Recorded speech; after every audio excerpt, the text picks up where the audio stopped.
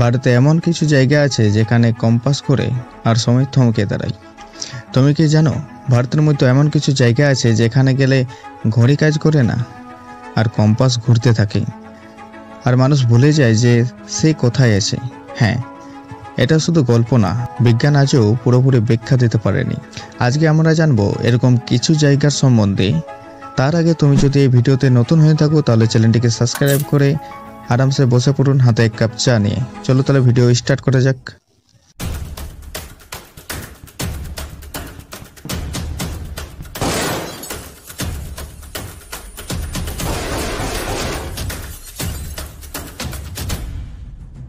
প্রথমে এমন এক জায়গার বিষয়ে বলি যেখানে গেলে মোবাইলের নেটওয়ার্ক থাকে কিন্তু জিপিএস একদম বন্ধ হয়ে যায়।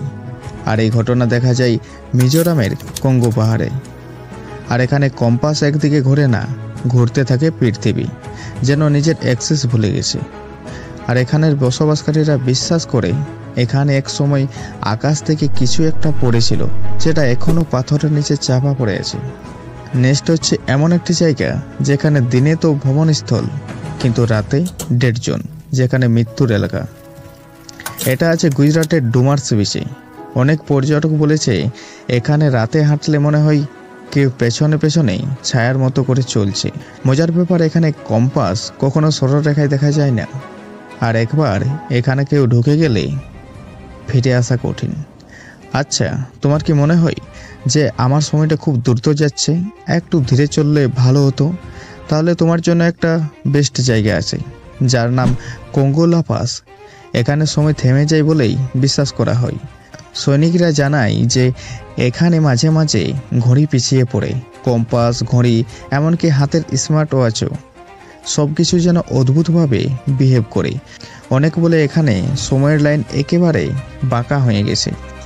এই জায়গাগুলো এখনও ম্যাপে আছে, কিন্তু মানুষের মধ্যে ভয়, বিস্ময় আর রহস্য হয়ে আছে। আজও পুরোটা উন্নয়ন হয়ে ওঠেনি। আর আমি আইসকোপওয়ালা, আমি খুঁজি এমন সব জিনিস যা চোখে দেখা যায় কিন্তু মাথায় ঢোকে না। তাহলে সাবস্ক্রাইব করে রাখুন, কারণ সামনে যা আনছি শুধু কানে শুনলেই হবে না, বুঝতেও সাহস লাগে। আর এই ভিডিওটা তোমার বন্ধুদের সাথে শেয়ার করে দাও যেন তারাও চমকে ওঠে।